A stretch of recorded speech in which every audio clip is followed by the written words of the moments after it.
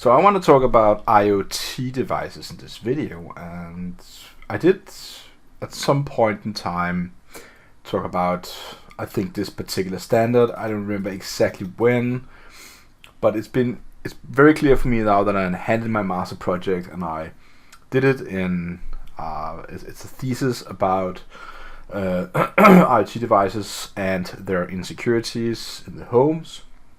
So basically, I'm asking directly to the smart home solution whether that is a good idea and what kind of weaknesses that's gonna bring in to the home. So I just think that from the research that I did on IoT devices, I did a systematic literature review. I found out that there was a lot of, incredibly many weird and odd vulnerabilities as IoT devices. And I have been thinking about many times, should I create a web page where I talk about this in more depth, or should I not do that? So I think I came to the conclusion that I think I will do that, but I need to find a really good domain name. And if you have any good ideas for me, a domain name that kind of says, let's talk about IoT devices, but the focus will be the vulnerabilities, the security issues, and what to bring in and what not to bring in the homes, and how to think about it, and how to, make a plan. So if you really think you want to do a home full of IoT devices, Internet of Things, right? Well, thing to consider. So first of all, it's going to be more technical, in-depth, quick review. And there is a tab here in the top, as you can see. Talk about IoT top 10, and also talk about the IoT goat, which is very interesting. It's an deliberately insecure firmware. Also IoT vulnerabilities, which is a project you can go ahead and check out. But what I really want to talk about is basically the top 10 IoT device vulnerability list that they created at OWASP. It's not the newest, it's 5 years old. It should have been given, a bit more, but we can just compare, the two lists, and not that, much has happened since that last time. So I kind of figure that maybe in 2023, later this year, or 2024 maybe, they might update this. But this is a thing that will continue for a while, and we're going to talk about IoT devices for a long time in my channel, on different web pages, and we'll talk about it many times because it is a big thing. And I know the top contributors to IoT devices is the big companies that sell the IoT devices, and they want to sell it for the cheapest price possible and just put some firmware on. So just gonna say, I know that they also did some good stuff for those who really want to have an IoT device. And when I say IoT device, let me just frame that in a bit, because I do not talk about having an access point or a smartphone or a tablet or a computer.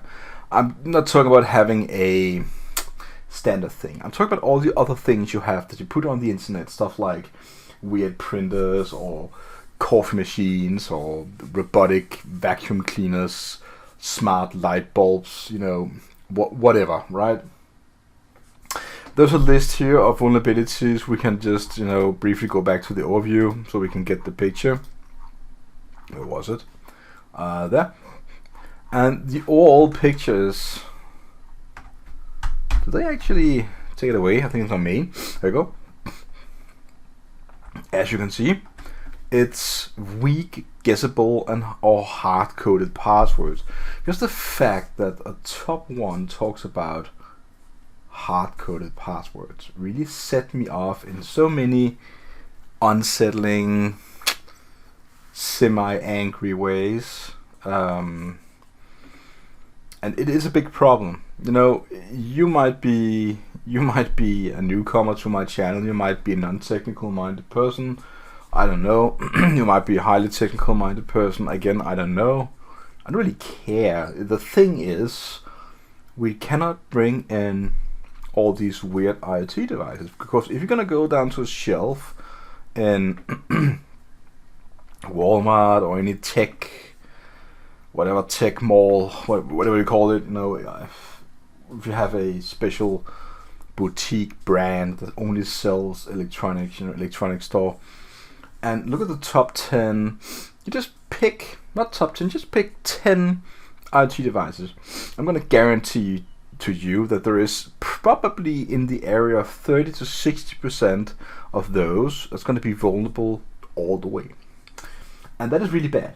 Even the 30% is bad. The 60% is just, I have no word for it. So I just want to say that you basically need to be really aware of what you bring into your home. I cannot stress it enough. It is really, really bad. I'm soon gonna release a video where I talk about my master thesis, and that is of course about IoT devices. And I think IoT is going in a destination that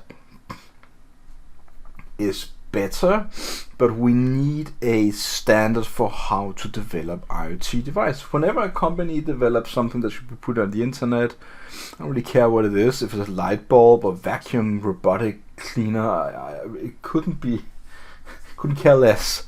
Whenever stuff is put on the internet, you probably have an interface you can connect to. Some of them require you physical access to get access to the interface, which is good, of course.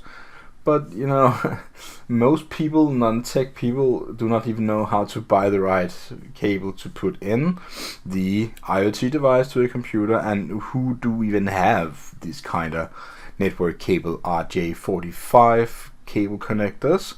People need to buy a converter because they have the small computers and stuff like that. Most of them, they only go.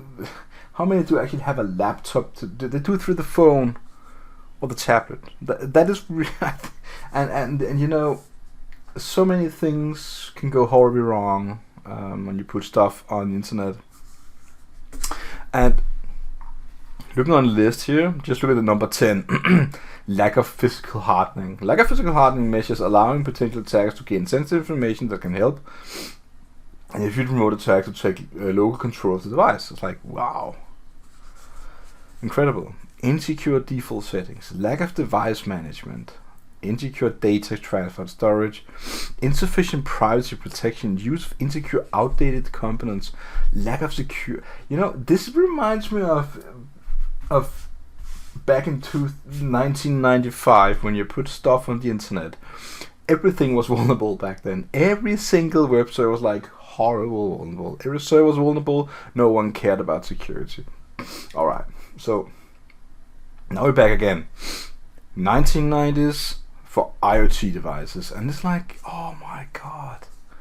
So I just want to say, I'm going to try and end the video short. I want to talk about more. I want to talk more about IoT devices. I want to do some stuff about it.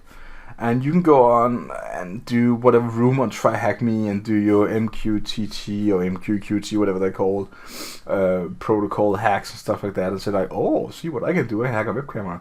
That's really fine, but just in reality, what we need to do is to spread the news, to talk about it more, to get the people that create the IoT devices, the production company, to acknowledge this is a problem and maybe earn a little less money on it, because they really no idea of pounding through a lot of insecure devices and make people buy them. So I think that is ethically wrong, and they should really be spanked, like with a virtual I don't know, hand. So I want to say, please think about what you're going to bring in your home. This is just an awareness video. There's an actual reason for this in the top 10 vulnerabilities. Go ahead and look through it. Just go to Google and type OWASP IoT top 10. That's it, really. So really hope you learned something from the video, and it's not a technical video, it's just a talking video, but it is about bringing awareness. Have a nice day and stay safe.